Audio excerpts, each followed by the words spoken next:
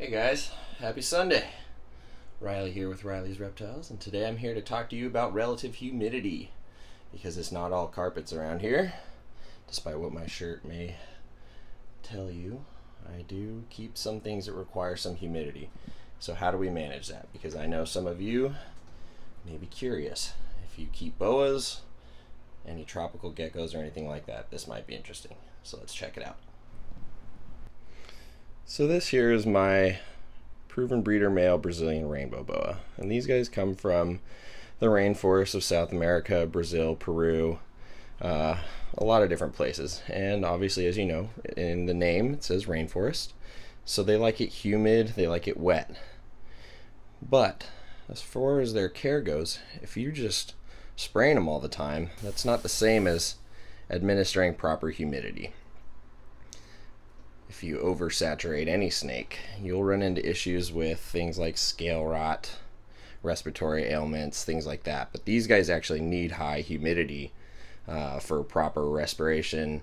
It's exactly what they would experience in the wild, so they need that. And you can achieve that through administering proper climate control. So I do spray my rainbows down a couple times a week to kind of soften things up and wet the moss in their enclosures down, but I typically run a humidifier in my snake room, and what that does is that puts moisture in the air. So relative humidity is the vapor present in the air, the amount of moisture particles present in the oxygen represented as a percentage, to give you an idea of how much moisture is in the air at that temperature. So you can monitor that with things like hydrometers, humidity gauges, things like that, that'll tell you what the relative humidity is. But spraying is only half the battle. Spraying evaporates the moisture, and the substrate will dissipate, and then you're left with a dry enclosure, which is okay for it to dry out as opposed to letting it stay saturated. But that's not going to solve it. You need to run some sort of system with a humidifier, just like this.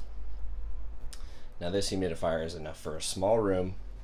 It keeps the ambient up where it needs to be, and actually benefits all the species in here. And it can only do so much. For a bigger room, bigger collection, I'd probably need more. So that's why I run that humidifier in tandem with spraying. So it's not everything, but it makes a big difference. With species like this, the best way to tell if you're getting your humidity right is if they're shedding properly, eating properly, and doing everything they should. And as baby season is approaching us, and those of you out there are considering getting a Brazilian rainbow boa but might be shy of a humid requiring species, I'm here to tell you that it's not that hard. You can do it. I've done it in glass tanks, tubs, and everything in between. So, love your humid requiring species. Check some cool stuff out. Figuring out why I'm sweating? There's the humidity in here. See what I mean? I haven't been sprayed. Although that might feel good in this temperature.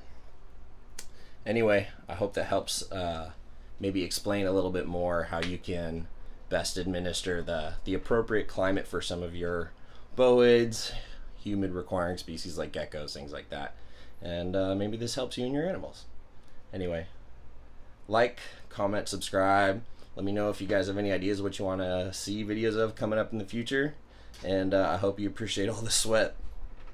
Cheers.